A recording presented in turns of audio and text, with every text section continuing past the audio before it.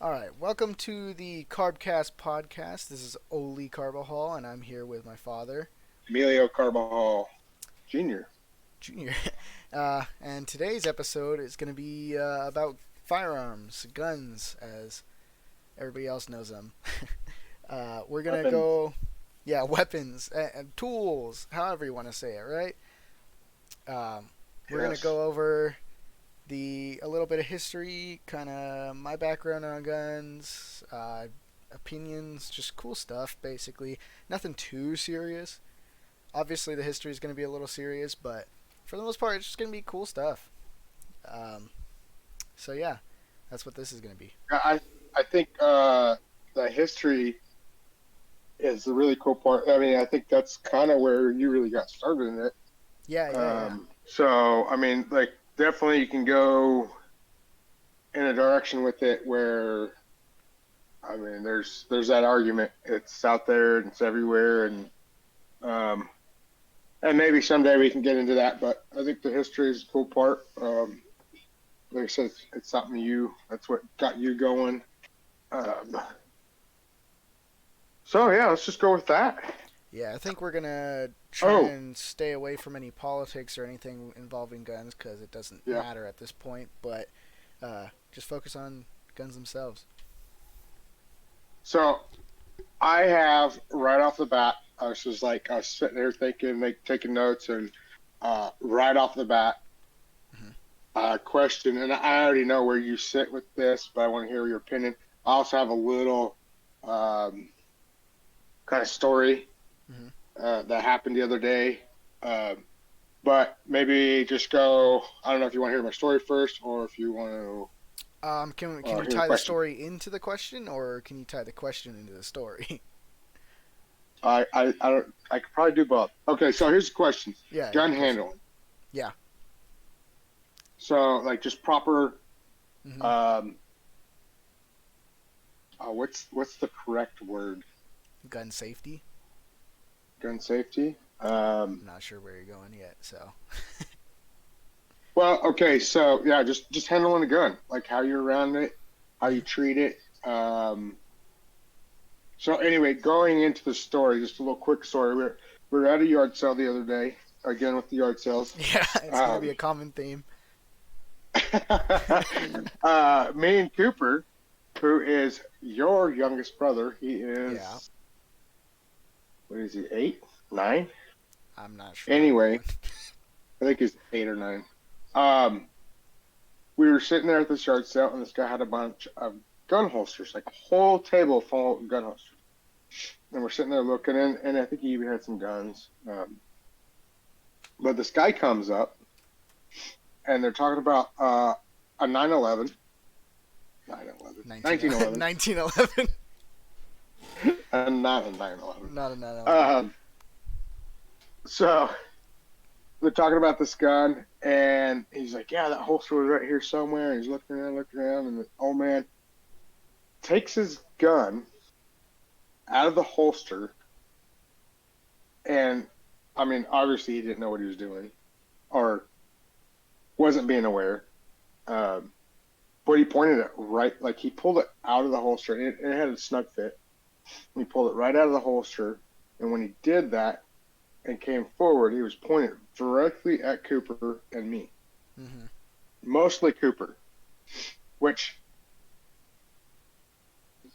gun safety? Uh, I mean, I've taught you guys. You've been taught by your grandparents, um, and I was super proud of Cooper because he, as soon as he seen it happen, he stepped to the side. Yeah. Uh, he stepped towards me, and then I mean the guy flashed just like I was looking right down that barrel like twice Oh my god. after he had already flashed Cooper. I was like, I just grabbed Cooper and like walked as quickly as I could out of his direction, um, and he just kept doing it and doing it and doing it, and then he stuck that gun and the holster that he was looking for, and it was super super tight fit. And by this time, we had already been moved over to the side, but he was trying to pull this thing out, and I'm watching him, and he did keep his finger off the trigger, but he was super close to it. Mm-hmm. And all I could see is him tugging on this thing and that finger slipping and him just sending it around Oh yeah, into this massive yard sale. So yeah. there's That people everywhere. that happens all the time. Yeah, I was. Was it a leather holster? What he pulled it out of was one of those. I don't know what that material. It's like the army. It wasn't leather. It wasn't. It Was wasn't it plastic. It Kydex? wasn't Kydex. It's like Oh. the stuff that the vest is made out of. The Oh, it's like the woven fiber kind of thing. yeah, Okay, yeah, that's even worse. yeah. So and then he's sitting there trying to fumble that around too. It had a mag holster on it, and he's trying to hold that and pull a gun out. And I honestly seen that gun going off. I was like, oh my gosh. Mm-hmm. But yeah, just what's your thoughts? Are I know you have. Uh, I mean, you're fairly well trained with guns, but just how people deal with guns and how they handle them and safety and stuff like that. First off, I would like to say that I think that the general public is severely undertrained when it comes to firearms. Uh, I do think that everybody should have access to their firearms, and like I said, I wouldn't keep this. I don't want to make Yes. it political, but I would like to just kind of just slightly touch on it. I think they should have access to their firearms, but I think they should be trained on them. There is absolutely no reason why you should have um, any sort of weapon or tool that you aren't trained on. I mean, even a table saw is dangerous in the wrong hands if you aren't trained in it, right? Or, well, if you aren't practiced with it and you don't know what you're doing. Cat's Technical always- difficulties. We got it figured out. Do you All he want needed to put more coins in his internet. I did.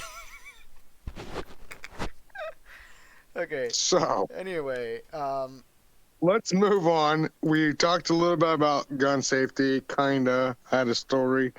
Let's move on from that because that was just we weren't getting anywhere. we had technical Um, difficulties. Yeah. What do you want to talk about on guns? I think I'm gonna do my experience because it starts out with the history, and then I'll kind of just go into what I found Okay. interesting about it. There we go. I guess. Yeah, let's do that. All right.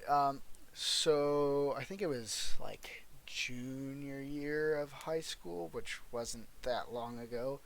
Um, I don't know what it was. It just happened to be one of those many things that I probably picked up and got interested into and dove down the rabbit hole. But around that time, I got really heavy into World War II stuff. Just like a lot of people do. It's cool stuff. It's interesting. And then through that, I got into I think it was tanks. After that, which I still don't know a whole lot about, but I still find them awesome. They're so cool. Anyway, Okay. what? Really, really quick. Yeah, Best tank movie ever. Fury. Yep. All right. Fury. It's one of the few. All right, go ahead. It's one of the few movies I actually own. Yeah. Anyway, I don't know how many times we've watched that yeah, I've seen it together. together probably like 3 times, and then alone Really, I've I thought probably more than that. I don't know. Anyway. I think we've seen it not too much, but not too little. Well, we need to watch it. It's been a while. Yeah. Um, anyway, so tanks, and I still love tanks. They're super cool. But then somehow, guns are always cool. They always are. It's just like, wow, a gun, it's super cool. But like, I really dove deep into it and started like from the tanks down to like, oh, well, these people obviously had these guns, so let's kind of see what's going on there. And I fell in love with the guns and just a little bit of the history behind them, and it was just super cool to me. And then eventually I worked my way up to learning how they worked, and I found that even more interesting. Yep. They're pretty simple for the most part. Obviously, there's complicated guns, but they're all kind of roughly the same thing. It's super simple. Um, but then after that, I got so that was kind of like my thing, the getting into guns, and I started shooting guns a little more. I think I don't know if I had bought a gun at that point. I don't think so, but I had What worked. So, go ahead. what's your first gun My first that you gun. owned? I think it was my pistol, the Diamondback Arms AM2. It's a concealed Oh, carry okay. pistol. I'm fairly sure that was it. Um, Oh, yeah, yeah, yeah. yeah, I got a pretty good deal on it. Like when in the What? Do you long end of still have things. that one? Yeah, I did a concealed carry class with that one. It performed really well. Awesome. I remember when you got that one. Yeah, and I also did a little work on it. I did a trigger job on it, and it's really Oh, yeah. nice. Yeah. Um, anyway, so I got into guns a little bit, and I don't know what exactly got me into like tearing them down and tearing them apart. I think it was like watching YouTubers, and one specifically, Brandon Herrera. He likes to kind of tear them down and show how it works and stuff like that. Um, he's the AK guy, and I'm an AK guy myself now, and we kind of look similar. I'm not gonna lie to you. We got the long hair and the facial hair. Um, Yeah, you do. You but actually then, do. It's kind of yeah, funny. and then I bought that pistol, and I think that's when I kind of really got into it because I was like, oh wow, I can actually do this. I can take it apart and clean it. I can do this for other people and do it for myself.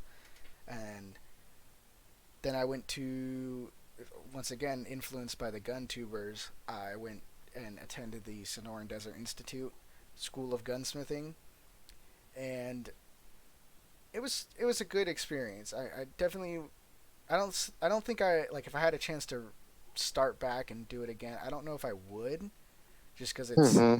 it's paying money to learn stuff that I probably most definitely could have learned on my own. But I am very grateful for the experience, and it taught me a lot. Uh, Surprisingly, about history of not just firearms but ballistics and stuff like that. Yeah, so I'm pretty grateful that I did it, but I don't think I would do it again. Yeah. And No, yeah, and that's, I mean, that's just life right yeah, there. I mean, like learning. learning, um, um, hindsight. Yeah, Like, hindsight. yeah, it was definitely teaching. But I mean, if you think about it, well, I mean, you could have probably take other schools, or Hmm. like you said, you could have learned on your own. But this kind of puts you in a position where you're paying for it and not really forced, but kind of committed Yeah, to learning. And I mean, and I know you got a lot out of it. yeah. I helped with some of it and watched you and recorded some of it for you, and Hmm. so I know We did a lot it of was projects definitely on it a, together. yeah. Yeah. I bet you. So if it would have been a slightly different like story, like say, if I was going to like a community college or something like Hmm. a university, and they had that sort of thing there, and it was like a side class, I guarantee you that would have. I wouldn't have been saying like, oh, I wish I didn't do that. Hmm. Not didn't do it, but I wish I would have not gone to school for that one specific thing. You know what I mean? Yeah. Anyway, Yeah. so learned a lot from it. Learned a lot. I'd say I could probably. I still have a lot of the books and stuff. I could still probably go back and learn even more from it. And the only reason I did it was because it was cheaper than every other school around, and it was something I found Yeah. interesting. But in the end of the day, still, if I can go back, probably wouldn't do it. So the So if somebody like got a hold of you and said, "Hey, um, what would you do?" Like, what do you mean? would I'm just getting into it. I want to go to this school, or um, I don't know what would you suggest as far as Like if I could go back in pursuing? time and tell myself something, Yeah. Yeah. um, I would say stick to the way you were learning it. YouTube, Yeah. the internet, uh, kind of The library. the library. Yeah, even though I went to the library and I got a book on guns and they sucked. So Do you even have a library card? yeah, well I don't, but my girlfriend does. Anyway, Anyway. no, I think the internet's better than the library. It keeps my mind occupied more, obviously. Yeah. Anyway, I would say keep at it. Um, you don't really need to go to the school. Just keep learning the way you're learning. Mess with people's guns, and eventually you'll learn a lot more, or just you'll learn a lot. Yep. I mean That's now I guarantee you, if I didn't go to this schooling, I would not have a job as a gunsmith right now because I feel like my knowledge would definitely be mm, set back quite a bit. hmm So if I would have went in there hmm being like, "Hey, I'd like to be a gunsmith. This is what I know," it'd probably be like, "Well, other people have come in and said the same thing and sucked, yeah. and they have your Yep. exact same amount of Well, experience." and just having the credentials too. Like, Yeah, hey, I went to school. yeah, and that Um, was a big thing. Like I think and and, that and was I, what sealed my job. yeah. Yep. And now he So, tells me, uh, what's that? now he tells me he's always super impressed with the work that I've done. He's always like, "Man, I can't believe how fast you've caught on and stuff like this." And he's definitely impressed with my work. Good. Well, Yeah. so, I don't know if we really need to get into your job, but Well, it's guns. um, I don't mind. yeah, I was just gonna say like, um, kind of how you got the job. I mean, you had kind of kind of a rough start getting a Oh yeah. gun job. Oh yeah. I don't know if you want to get into that, but Yeah, I could do that right now. So, uh, I think it took me about a year uh, to end up finding a gun job. The first guy I went to was when I was first in the Sonoran Desert Institute and still learning, and at the end of it, he kind of screwed me over. Not gonna lie, some miscommunication, but I do think he jumped the gun and screwed me over and gave the job to yeah, somebody else. And I still haven't yeah, gone in there since then, and I probably won't because the guy is yeah. not to throw some hate, and I won't mention any names or anything like that, but the guy's definitely not a gun guy. He's not a gun real like solid on the gun business. He's just a guy that has money and likes guns, and he made I a business I out of don't it. know if gun broker Yeah. to me Well, like that's a he website, really so doesn't yeah. he really doesn't know a whole lot, No. and like that whole situation, without getting too much into it, I was kind of um like the work you did from the time that you were there. Yeah, I put in Like some work. I was I was impressed with what you did, and what blew me away is like how he was. Well, yeah, we don't need to go down that, but um so then what, a year later, would you say a year later that Yeah, a year later. So I went through and I decided, hey, maybe that's like a sign to just finish the schooling and then try afterwards. So I did that, and then oh yeah, um, I think I just got a job. It was at Domino's, and then as I was there, I decided, hey, I'd like to try and get into the gun world again. And I walked. I think I drove a pretty large distance and talking to every gun shop and gun like a pawn shop, anything that involves guns, for like a day, like couple hours, and that led yep, nowhere. A lot of people wouldn't give me the time of day, so yeah, that sucked. Then I moved to a different city, a bigger city, and I got a job as a delivery driver again. And just so happened to be on one of my deliveries that I delivered to a place right next door to the gun shop I'm working at now, at the gunsmithing shop. And I walked in there after work and said, "Hey, do you need work?" And he goes, "Yep." And like 4 days later, I got the job. Yeah. Well, and like everything that happened, even schooling, and then the job that didn't work out, and then the jobs that you did have, which like the one job, the gunsmith or gun job that you had didn't work out and discouraged you, and then Mm-hmm.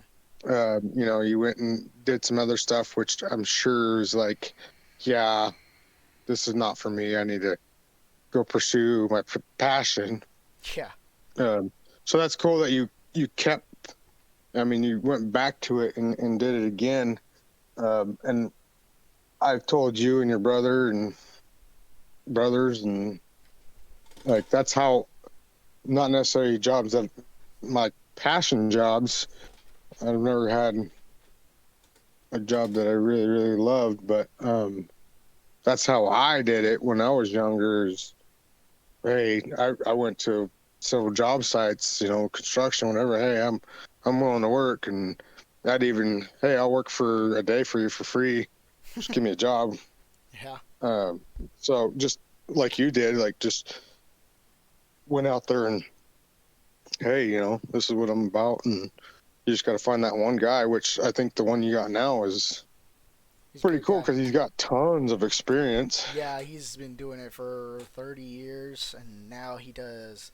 He still does the gunsmithing, but he does like classes on handguns, and I think he mentioned doing like rifle classes. I don't know if he does it or his buddy, but he helps out. So he's definitely knowledgeable in the gun world. Everything from taking them apart, messing with them, to shooting them properly and stuff like that. He's pretty good. I love your guys' testing area. Yeah, we have a So, shoot room in the back where we can test the guns literally inside the building. it's It's a so lot of fun. crazy. Yeah, It's so crazy. it's a bullet trap in a room that's somewhat soundproof. Not really, but kind of. Some some carpet on the walls. Yeah, it's really cool. And he said that this is nothing. He had a old one uh, back a while back where he had like a longer range in his backyard, so he'd just go out and shoot long range in his backyard. And I was like, oh Oh yeah. man, that's the dream right there. Yep. Yep. Well, what's that old timer? I'm sure you've watched him on YouTube. He's got that range on his backyard. Yeah, I Hickok. don't know. It's not. Yep. Hickok. Yep. Yeah, he's pretty cool. Yeah. That's what I want. No matter what, if I end up continuing in the gun industry or not, I would love one day to just have a range in the backyard and just be able to be like, hey, I feel like shooting this morning with a cup of coffee. That would be the dream. Yeah. Heck yeah. Imagine like going out and shooting squirrels in the morning or something. Yeah. Or I So assume you'd have rats. You could shoot the rats. uh, yeah, absolutely. Um, so we kind of went into your history hmm of gunsmithing a little bit. Um, how about we go, because you talked about it a little bit already, history of guns. Like, Yeah. well, I know one of your favorites is World War II hmm type weapons. Um, Yeah. I'm Uh, also, and maybe really quickly just touch on as part of your school is building a muzzle loader. So I got in my notes like one of the, so kind of going through some of the weapons, um, Civil War and World War II. Civil War for me was um, like I love to study about that. That was a lot for me back then, and when I was a kid, and just reading books and on the Civil War and stuff like that, and all the guys that were involved in that. And while you were doing your classes, you were able to build a muzzle loader. hmm Um, I don't know how much you know about Civil War weapons. Not a whole I don't know if lot. you want to touch. It is one of those things where I'm like, why haven't I dived into it? Because it's cool, and Hmm. I need to at some Yeah. point. But I always find myself going back to like World War II instead. Yeah. Yep. Well, I know I've never shot a muzzle loader until you built. What I shot yours, right? Yeah, there's a Oh, I video on believe I YouTube did. of you shooting it, and it has like 5,000 views or something like that. Oh yeah. Yeah, it's Yeah. pretty rad. That's Now, right. What's now up? I didn't clean it and store it properly because obviously I'm new to muzzle loaders, and now it doesn't fire. There's gunpowder in it and a ball in it, but the uh, the fire um, hole or the flash hole is like carboned up, so I gotta like take that apart and clean it at some point. But it's a Too cool bad you gun. didn't know a gun's gun. I know, right? I could just bring it to work with me literally tomorrow. Anyway, yeah, I screwed up on that one because once again, big thing about firearms is training and knowledge, and I just didn't have training or knowledge on a muzzle loader, so that's a Hmm. learning Yep. experience. Don't do that again. Clean out that flash hole. Uh, Store it Well, properly. yeah. Speaking of Yep. that, I would like to tie that into because I have some notes that kind of remind me of it into the history, Okay. and it's the perfect time because it's a Yes. muzzleloader, blah blah blah, and so the muzzleloader I have is a modern kind of muzzleloader. It's I wouldn't say modern, but it's right there. It's a percussion cap muzzleloader, so you put the cap on the nipple, and that goes down into a flash hole where the powder's sitting. The hammer smacks it, sets it off, and the explosion hits and ignites that powder inside the gun. But um, the first, I would say, firearm and muzzleloader kind of thing were actually they were called matchlocks, which it wasn't like the first gun, but it was like the first real firearm we had. It was a matchlock because before that, the Chinese had discovered gunpowder and then used it in fireworks, and eventually they figured out they could use it as weapons Hmm. and tools. I have a just I'm gonna get to what I was talking about, but I have a side note that says that at some point the Chinese had actually like attached sacks of gunpowder to their arrows and set them off, like lit them, and then shot the arrow, and the gunpowder would go off mid-flight and like make the arrow go faster in mid-flight. And I was like, whoa, what kind of crazy stuff were they on back then? It's like a little rocket booster That's for an arrow.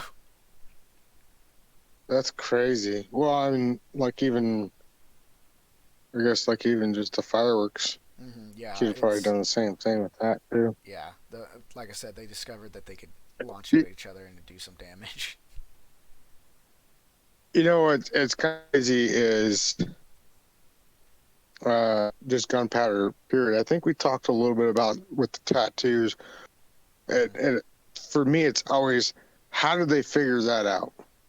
Yeah, it was a Like, there was a uh, Chinese take a alchemist. little bit of this, and Yeah, take this and this and this, and somebody got their fingers blown off at some point. oh yeah, And they're like, "Hey, gunpowder." woo! No, yeah, I don't know exactly how he got to that point, but there was a Chinese alchemist that mixed, I think it's potassium nitrate, sulfur, Hmm. and charcoal, and that's how you make gunpowder. Hmm. I didn't tell you that. Everybody listening, don't Potassium, go and do potassium, trouble. what? Nitrate, potassium Yeah. nitrate, sulfur, Um, and charcoal. um, stump remover. Stump remover, yes. Now, there's technically nothing Look it up. illegal about gunpowder or anything like that, so we're good. Look it up. Look it up.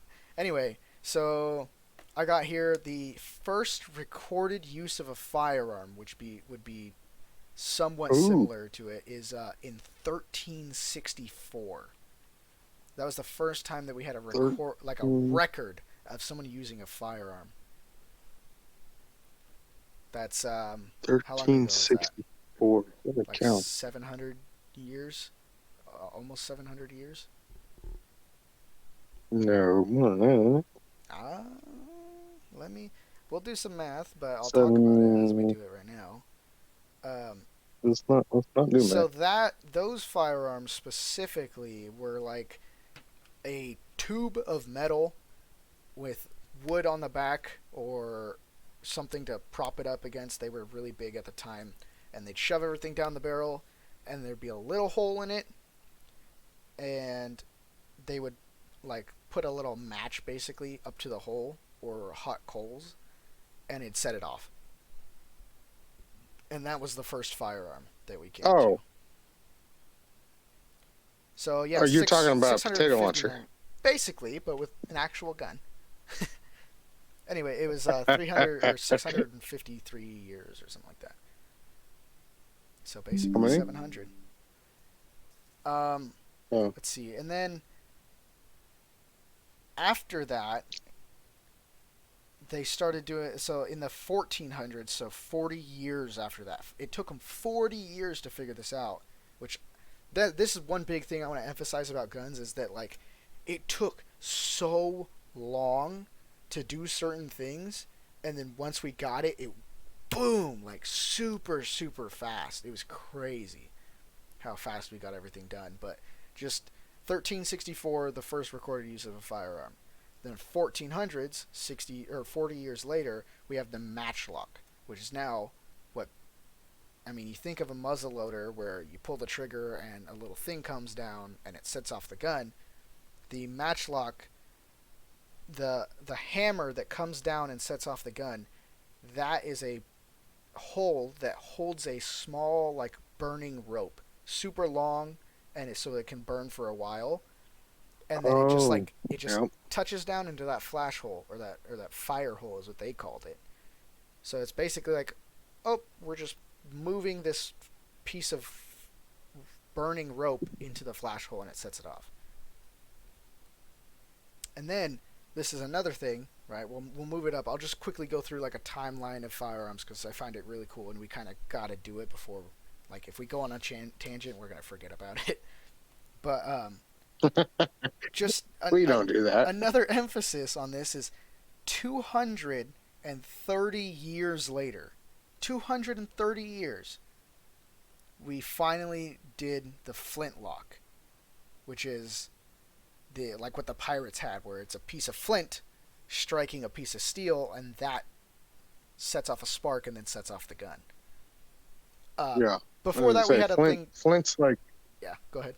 isn't Flint like a stone or something like Yeah, that? it's a stone, and when you strike it against steel, it sparks Yeah, sparks. So then it would set the powder powder off. off. Yeah.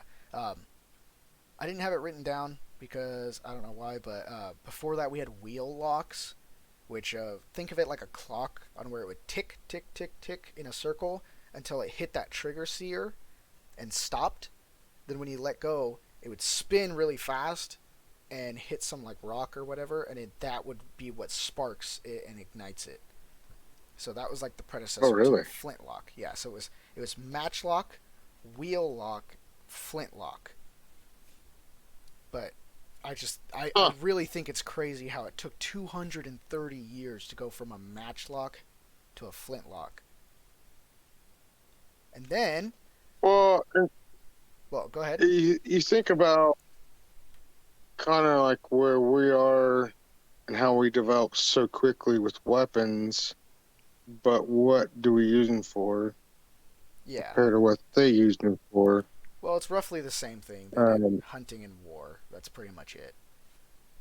yeah, yeah, Yeah, I was watching a yeah, documentary on it a little bit. I didn't finish it, but I would like to.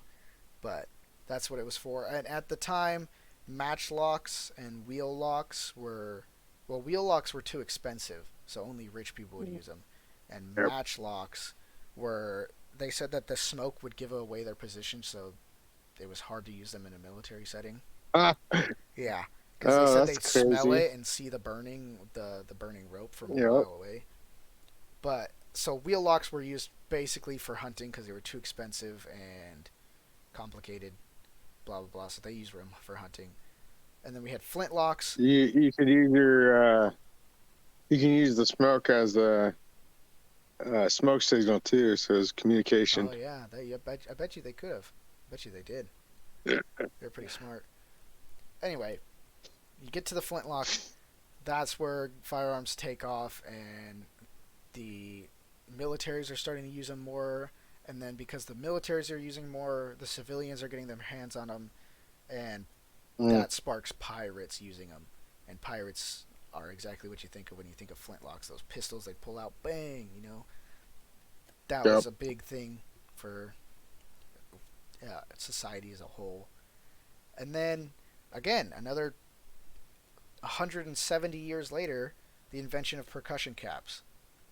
So what my muzzle loader is, which it has the cap, and that explodes and sets off the fire. Um, That's that's really crazy. The gap. yeah, that's what I'm saying. About 200-year gap between everything. That's so like maybe we were just slow or Well, something. you're about to see it speed up real fast. You ready for this?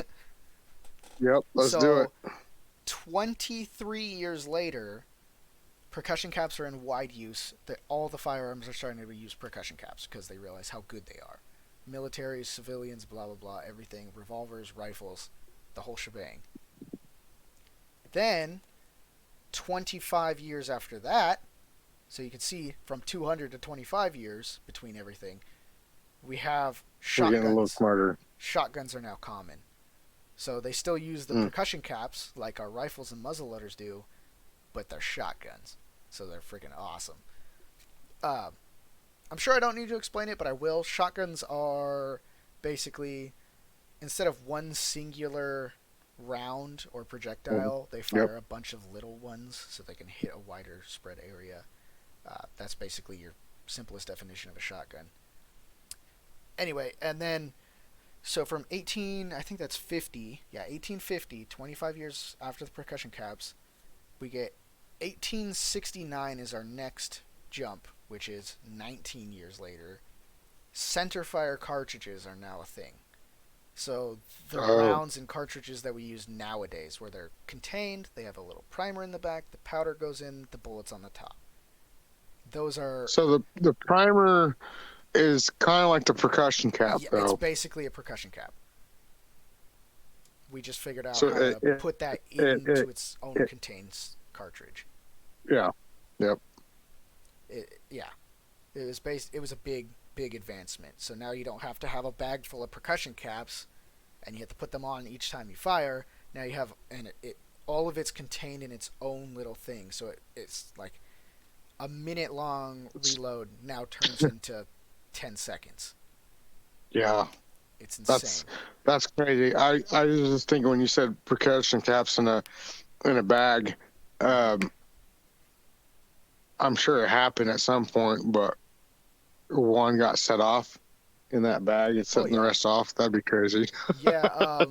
There was some recorded times where with the matchlock, the fire wouldn't be put out or whatever, and they'd store it too close to their Oh, gunpowder, and it'd set off their gunpowder while it's on their person, which would not be a great day. oh yeah, because they had them like the horns or whatever. Yeah, or just next to ammo or powder bags or Well, yeah, crates or whatever they had I them in. guess if you're carrying, it doesn't matter what you're carrying in. Yeah, there's if you touch it with fire, it's going off. Um, okay, back to it. So this is modern firearms is this next step. This is what kind of seals it. This is what firearms are going to be.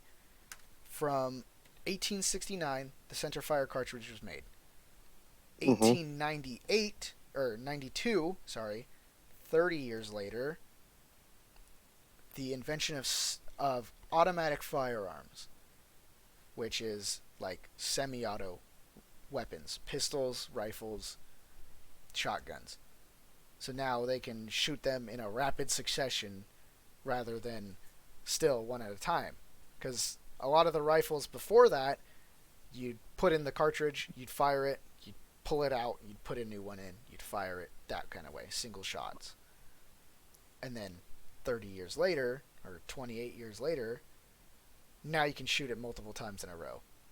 And that's, like I said, that's the kind of the top of the cake. That's where modern firearms derived from. The timeline of Well, guns. so the just being able to, I mean, you think about like you were saying, like from muzzleloader to center fire, Mm-hmm. um, like you said, like a minute Yeah. to Uh, reload I actually muzzleloader think to. that like trained military people could fire 3 rounds in a minute with muzzleloaders, which is 30 seconds a shot. Didn't we try to do like Yeah, it was see how fast we very could do it? difficult. Very It was difficult. ridiculous. But I mean, you're talking about train, but either way, you still like it's a minute task or less, or Yeah, 3 shots a minute to. I mean, you could probably put 30 shots in a minute from that point. yeah. But you're still loading a single round, Yeah, and then you change that to um, well, I mean, you're at what is it? Probably well, some of them shoot 30 rounds a minute. hmm I'm I don't know. I know it's gotten super crazy yeah, we've gotten some like what we fast can stuff. do now, but being able to go from one round a minute to one round 10 seconds to 5 rounds, 10 hundreds of seconds. rounds in seconds. Yeah, it would be from like it'd be 3 shots a minute to like 30 shots a minute to like 50 shots a minute, which is an Yeah. incredible gap from what we were having. Which is funny because you look at the history of it, like we've already gone over, you were showing there's 100-year gaps hmm or more. Yeah, like a 200-year gap Yeah, is what it before was. like it advanced, and now it's like once it started advancing, like you were saying earlier, is it just took off. Like we Yeah, went from one round a second or whatever, or not a second, but 10 seconds to 300 rounds. Like the stuff they have out there now is crazy. Like the yeah, ones they have on the I don't know, the like anti-missile whatever yeah. on the On boats. the ships. I don't even know Yeah, what those rounds are a minute. but Probably have you several seen them thousand. shoot down missiles? Yeah, they're pretty That insane. that is insane. Yeah, it's crazy. Like think that thing's like great grandpa was a Yeah. firework. Like Yep. that's Yep. insane. Yeah. So, then the weapons now are just completely insane. Like, what was I was looking at the other day? Well, even going back to like tank rounds, they hmm have the ones that can go through walls and detonate at certain times. Yeah, Um, majority of them are distance based for tanks. At least the oh, explosive ones. um, just talking about how we've progressed and stuff like that, and not really getting into politics. Okay. Anyway, so I was thinking. So I've always wanted to build my own pistol. I've always wanted to build a Derringer. hmm And I know I've told you about it several times, um, and it's on my bucket list.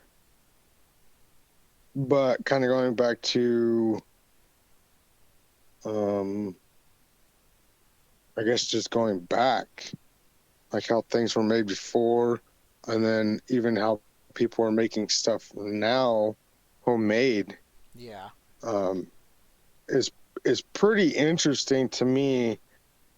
Even like I said, without getting into politics, but even when stuff are restricted, how we find a way. they kind of just use history and knowledge of chemicals and function and stuff like that to be able to make stuff.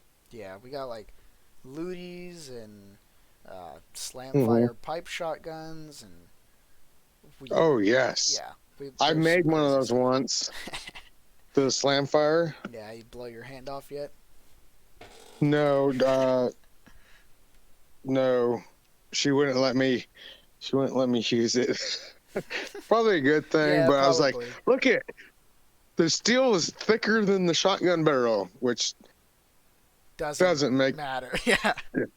No, it doesn't at all. I mean, you're talking about a barrel that's heat treated and Yeah. tempered It's and hard. gone through cycles, and then you're talking about a piece of plumbing pipe. Um, yeah, Yeah, I it's made pretty it. I wild. had it for a while. I think I ended up throwing it away, but Yeah, and there's no way uh, that you could really safely test fire those either. You just have to be like, well, is it gonna work when I shoot it or no?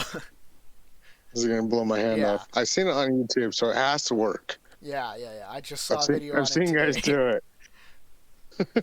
Yeah, it's pretty wild.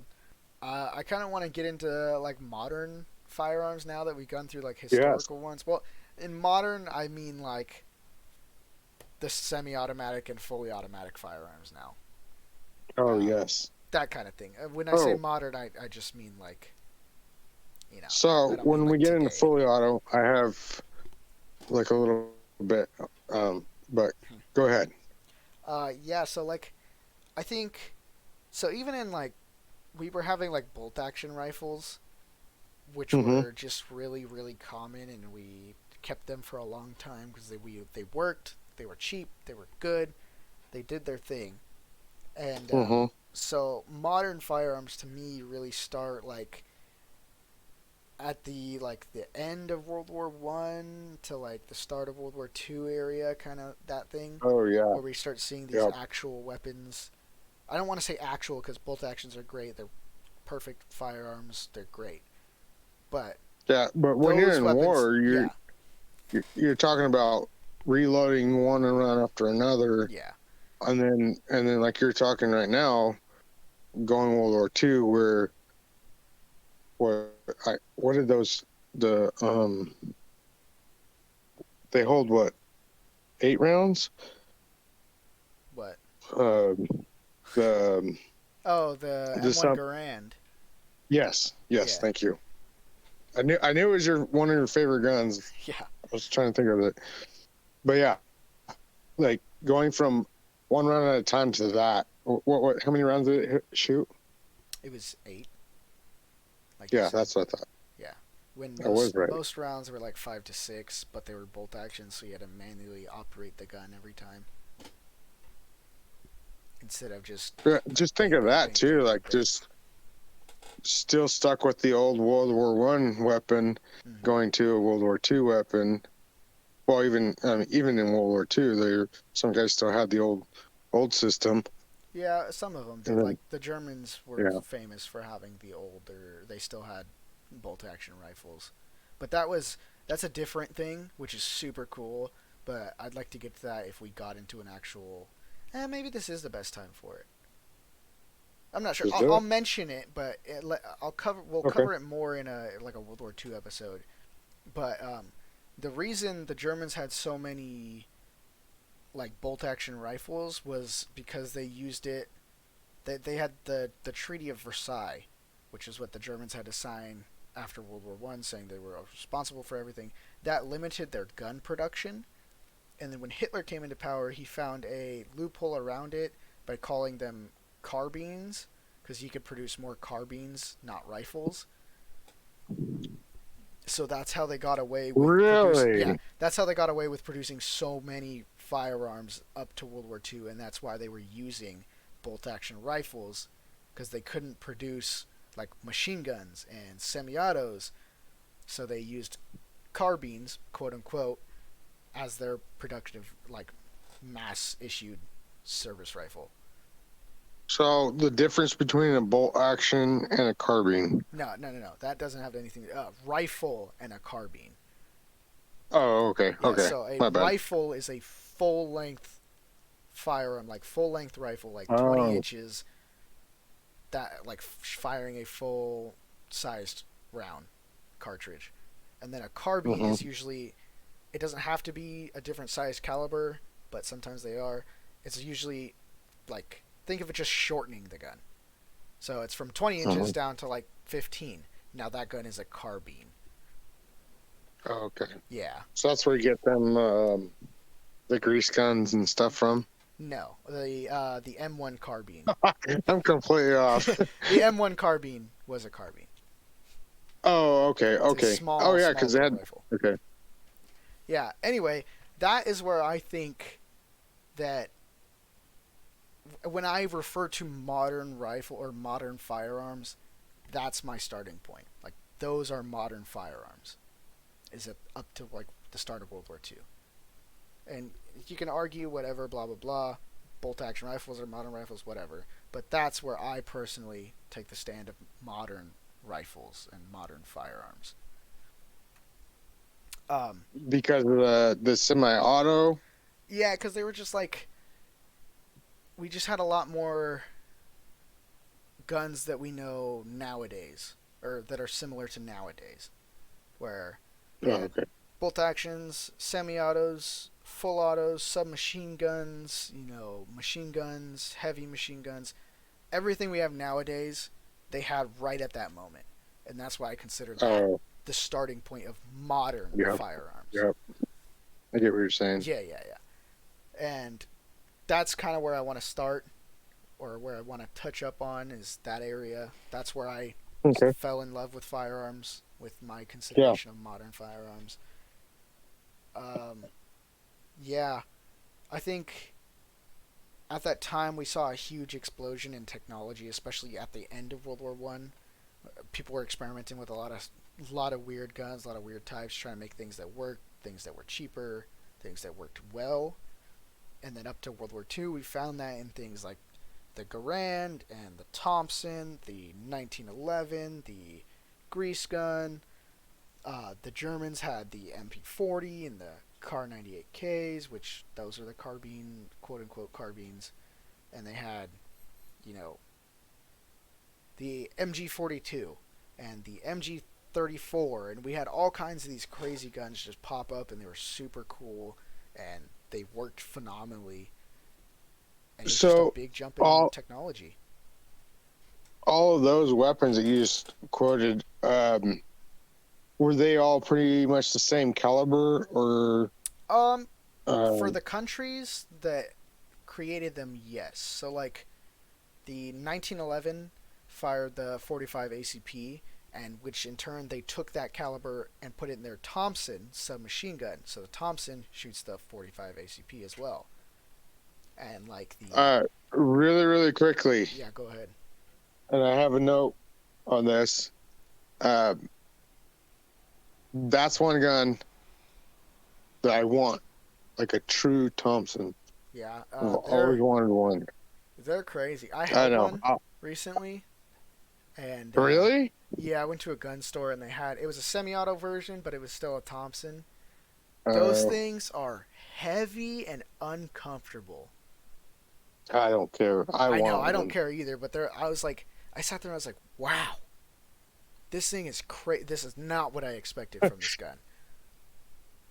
It So was a humbling experience. that's that's my like truly one gun that I absolutely want, Hmm. and I don't know if I'll ever be able to afford it or come They're across one roughly like I. around $1,000 for the semi-auto version. They're Well, pretty I want a affordable. true old school. So Yeah, I don't know. You'll have to. yeah. You could definitely buy a new So one and get I it doubt converted, that'll but ever happen. I'll have to probably go yeah, for no, the generic version of it. But yeah. um, what is one of your like I have to have or I want at some point? Um, there's a lot of them. There's a lot of them. Um, I'd say the one that is always I've always adored it ever since I got into firearms, and I don't know if I could ever get one. I think you can make semi-auto versions of it and get it, but I don't know how possible it is. But it's the grease gun. I adore the grease gun. Oh It's yes, a cool gun. It looks that's cool. funny. It's As awesome. soon as you said being able to make it, I don't know why I thought of it, Yeah, but I instantly thought grease gun. yeah. They're easy to make in terms of like how complicated some firearms can get, but I'm not sure where I can buy them. They're definitely not like, oh, I can go to the gun store and get myself a semi-auto grease gun. It's just not going to happen. But I do think it'll be Just doable. just take some plumbing pipe and That's a then you're walking in looty. You're walking into the looty area rather than a grease yep, gun. yep. And I want to try to avoid All right. Well, explaining it so that we don't get in trouble by social media platforms.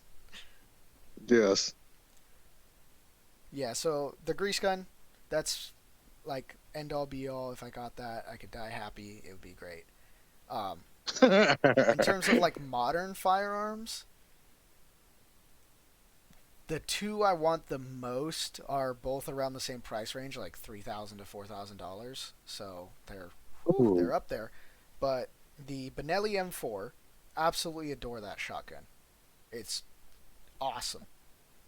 Um, Second one is the SR-25. I think it's the Knights Armament SR-25.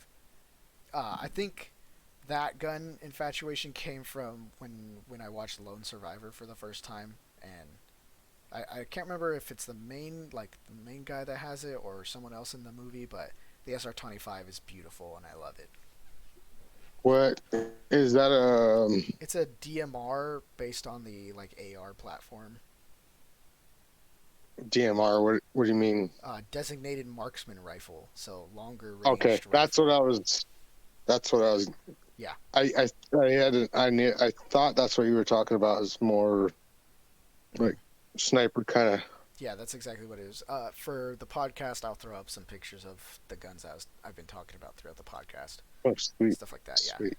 So Uh, those Thompson, are my guns. Thompson, If yeah, Thompson. Do it Thompson again. grease gun. We got those two together. Shoot a video for it. It'd be awesome. Oh, that would be so awesome. It would be So sick. awesome. Send me some money, people, so I can buy a Thompson Yeah, please and a grease sponsor gun. our channel so we can buy stupid guns. Not stupid guns, cool guns, but stupid purchases Awesome. probably. I want to kind of we're running a little longer than I'd like, but I don't really care because this is cool and I want to get into it.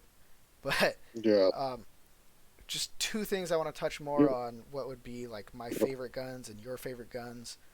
Um, we don't have to shoot them. It doesn't have to be like our dream gun, but favorite guns in general and the modern stuff we're seeing now.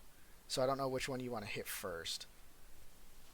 Oh, I don't know. I feel like it's. I don't know.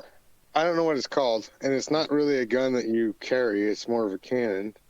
Oh yeah. Uh, and I know it's on an airplane. It's on a big ass airplane. I Like want on to say the 30. A10 Warthog. Yes. Oh No. That one's no, pretty. That one's pretty cool too. really? Which one? Yeah. What's there's? It's a big ass plane, and it has one gun that shoots really rapid, and then it Oh just has like yeah, a the AC-130, the yes, Angel of Death. yes, Those guns are big. Even the small one that you're talking about, which relative small, that shoots really yep. fast. I think that's like 30 millimeter, so it's huge. See, and that's what I was thinking. It was 30 millimeter, and the Mm. other one was quite a bit I bigger. think But one if is like anybody knows the 105. difference, I felt like maybe the bigger one was 30, but either way, like Uh, just that rapid fire and then that thump, yeah, yeah, one. Well, it shoots pretty quickly, but well, when it's yeah. reloaded, it's They're not pretty really cool. technically a gun, but Yeah, I mean it's a gun. I mean yeah. it's not a gun like a firearm, but it's a gun. You know what I mean? I feel like a Uh, firearm is something you can hold and shoot, whereas guns are like things there on you go. Yeah. vehicles and So stuff I like that. guess for me, like firearm, like you can hold and carry, and um, well, I don't know. I don't. I love my AR. Hmm. Um, I would love to have well, you know what they're called, AR shotgun. Oh yeah, yeah, yeah. I don't know. They have different names because a bunch of different companies make them. Yeah, I wouldn't mind having one of those. Um, So you like the most AR platform? I like the AR platform a lot, but that's like that kind of system, that kind of weapon. That was my first, so Yeah. I know you like the AK. Yep. I was actually thinking about that today. Um, I wouldn't mind having an AK, and that was actually kind of one of my questions too. Is how many guns? Well, what is your modern Favorite weapon that firearm? you would like? Yeah. Uh, exactly like you said. I adore the AK platform. Uh-huh. All of them, super cool, super cool. It doesn't matter if it's in 7.62 by 39 or 5.45 or 9 mil, anything. I adore the AK platform. It's my favorite. Super cool. They make it in a nine. Yeah, I that's didn't know that wants that. to be is going to be one of my purchases. I was going to buy it before the pistol brace, rulings. Hmm. So now I Yep. can only buy it without a stock or a pistol brace on it, which whatever. But it's still cool, and I love it. Yeah, I've always been a fan of Russian firearms. They're kind of my favorite overall. But the AK, whew, tried and true classic, made in Oh, 1947. AK-47. yeah. Yeah, Yes. that's my favorite. Russian firearms, Yes. then you dial it down. The AK platform, it's great.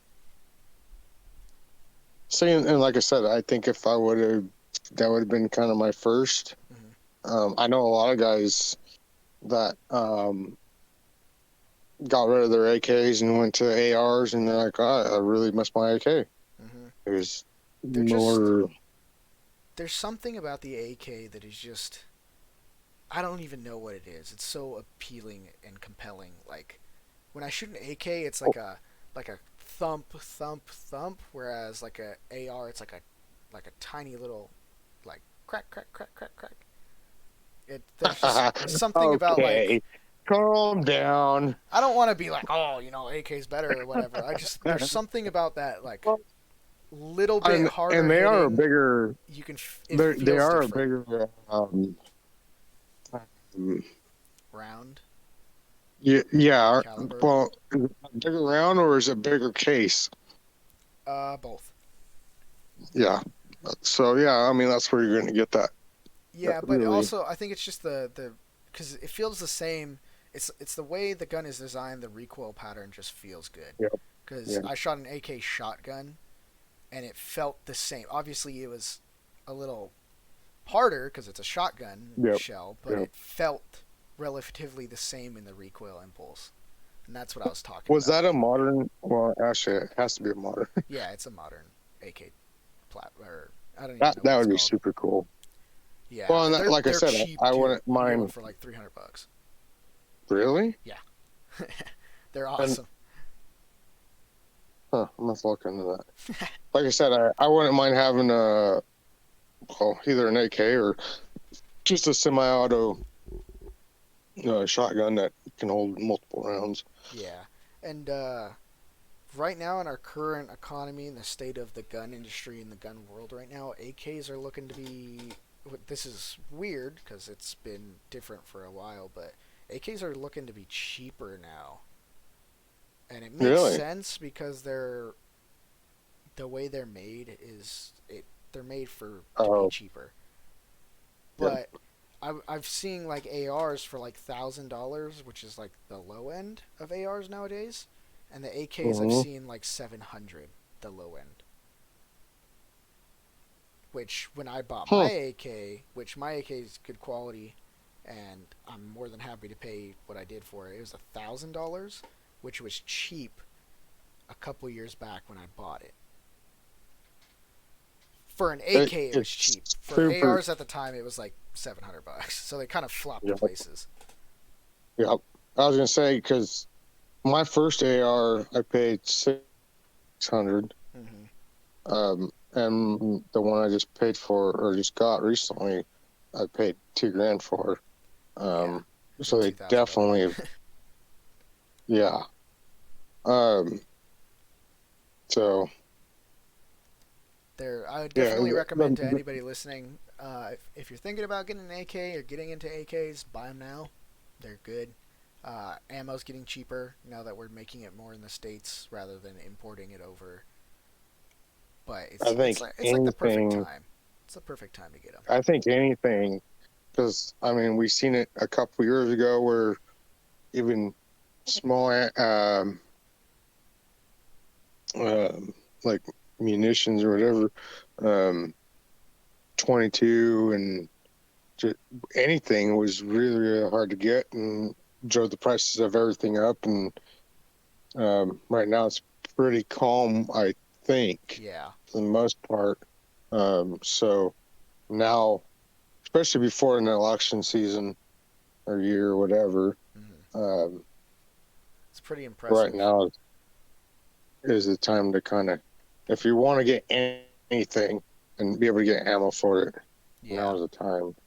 And stick Because for just for it's still not great prices, but I don't know. they've I don't pretty know. come they've come down Yeah, and they're kind of pretty stayed good. steady. They're pretty good right now. People are saying I've seen them for a lot cheaper than they've been in the past 3 years, 4 years.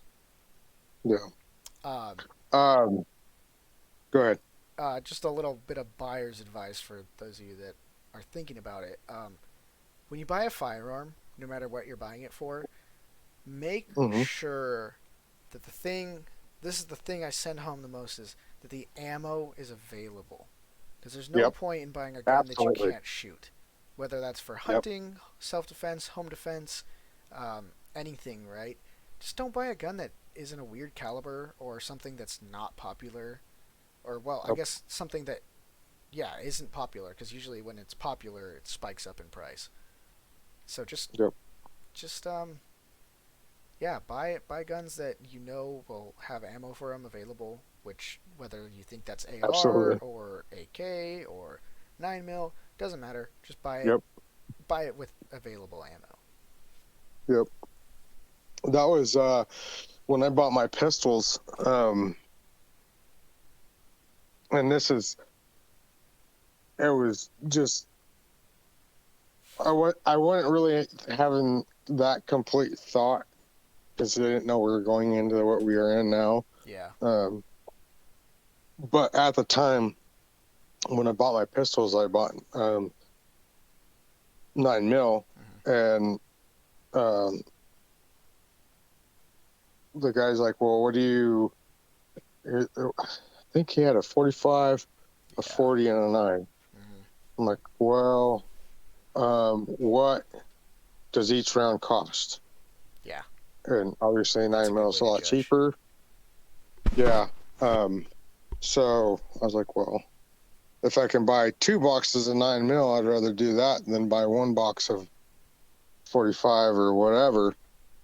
And then not knowing, and then going into what we've been dealing with, um, 9 mil was, it still got expensive, but it was more available than Mm-hmm. 45 and 40. So I kind of, being a cheap ass, lucked out. But But um, 9 mil like is like like you were just saying. 9 mil is the like I think it is the pistol caliber. I don't care what any of the old people say. They Mhm. like 45. They like 40. 9 mil, like I I think it's the perfect like in between everything, does everything good to some extent. Like Yeah, all the other ones are on the extreme sides. Like 10 mil is too fast, too penetrative. Penetrative, is that a word? It penetrates too much. it is now. Yeah, it is now. I made it up. And then like Yep. 40 and 45, they're big and heavy. They have what they call Hmm. knockdown power. They hit harder, but they don't penetrate as much. So I think 9 mil is Hmm. like the perfect kind of. That's the Well, round you should and go even for. how they shoot too is there's so much Yeah, power behind them. yeah. Your accuracy, unless you shoot them. I know a lot of guys that shoot massive pistols, and Hmm. they're like, "Oh yeah, whatever, you knock down a tree. Oh, that's cool. You can shoot one round, and you got to bring that thing back down from the sky Yeah, the to big target." pistols. Yeah, like Yeah, 40 and 45, they kick a good amount. Yeah. Definitely more than 9 mil. 9 mil is just, I think it is the round, and that's why we see it so much. Well, and like I said, I've been a fan of it. It works for Mama. Hmm. Uh, it's not too heavy of a round, like as far as recoil, and Not too um, small. not too small. You know, I it's easy to get. Hmm. I've loved the round. I've shot. I had, and I almost within a couple days got rid of the. I had a 40, I Hmm. think it was Yeah, 40 or it 45. was. I think it was 45. It was a tiny little Yeah, pistol. yeah, and I hated that thing. A Oh, tiny, oh tiny yeah, you were pistol there. with a big, yeah, tiny pistol with a big Yeah, round is just grounds for uncomfortability. yeah. And yeah, the few times we shot it, it was like, what? Like, why? This It makes no hurts. sense for a concealed weapon, Hmm. which I think it was. It was, It was, I yeah, think it very was small. correct. But yeah, It's just a lot um, of the old guys like to stay by. Like a lot of the police that were coming up in like the 90s switched to 40 cal, and that died off, obviously. uh, it was the same thing 45, then 40 cal, then 9 mil, but 9 mil seems to be like the perfect one. I think this is a perfect time to jump into like the newest that we see to end this off. Um, yeah. we're seeing the military experiment with new calibers because we've done the 5.56 for quite a Oh long yeah. time, and it's fast Mhm. and it does what we needed it to at the time. But now, like we see, oh, it's fast, but does it have that knockdown power? Well, not quite. And then the AK is like it has that knockdown power, but it's not as fast. So the military was like, okay, well, we're seeing people. We could face possible threats with body armor now, so we can't use the tiny little Mhm. caliber, but we want the speed Mhm. from it. So we need a bigger caliber with more speed.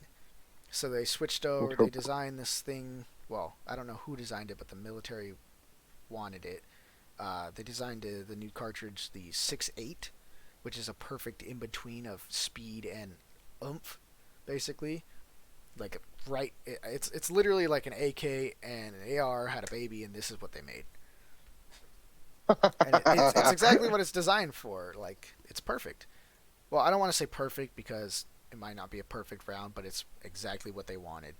And they had SIG. Well, they had a weapons trial to see who could make the weapon they wanted, and SIG came out on top. So SIG is producing the SIG Spear as the common service rifle, and then they have an LMG. I can't remember the name of it for the life of me. I should have written it down, but they have the SIG Spear and an LMG in this 6.8 cartridge.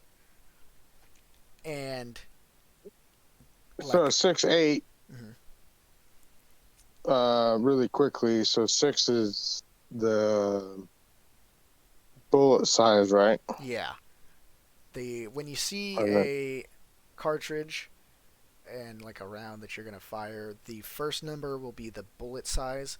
The second number will be the case size, mhm. and that's how you kind of well.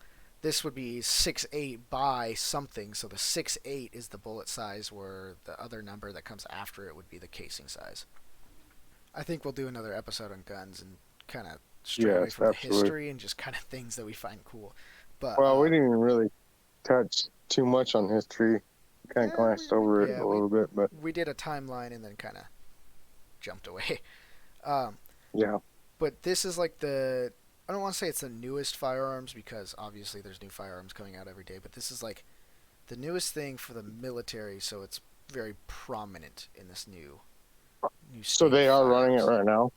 Yeah, I don't think it's out for like mass issuing yet because they still need to make a lot and make a lot of ammo for it. So it's probably going to be, Mm. I'd say, probably another 5 years until we start Oh, seeing okay. general troops deployed with it. At the very least, it's most likely going to be more than that from So what I is think. that on an AR platform Yeah, or? it's a different gun, but they tried to design it to be as similar as the AR platform as possible. That Mm, way, that our troops are familiar with it.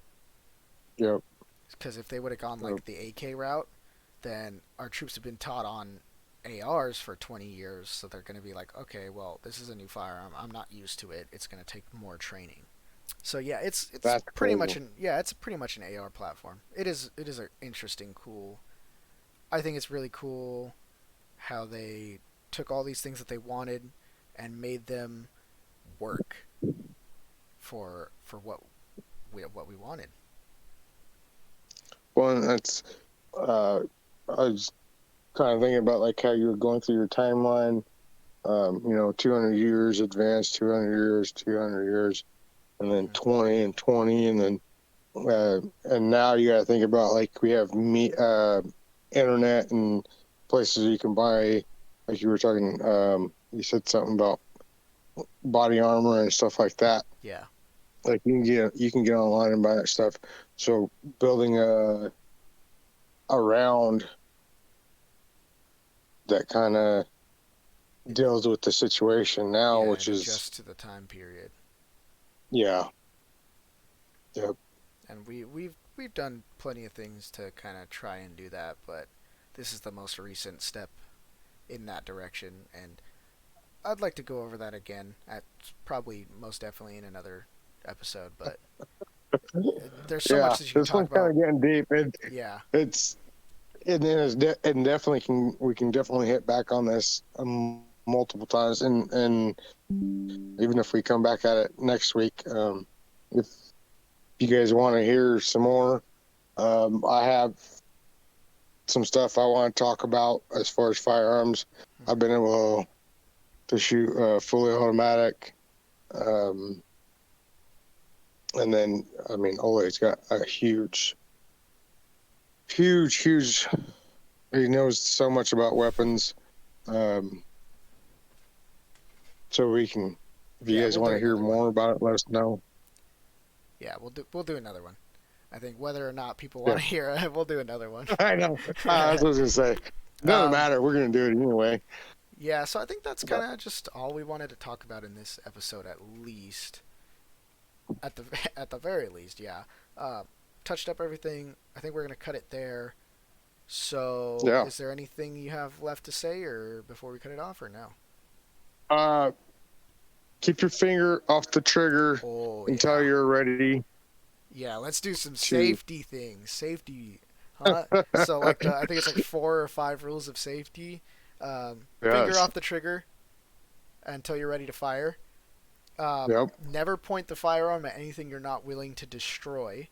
So it doesn't Yep. matter if it's a person or a TV or your car. Don't point it at anything you're not willing to destroy. Um, Third, Mostly and people. yeah, mostly people.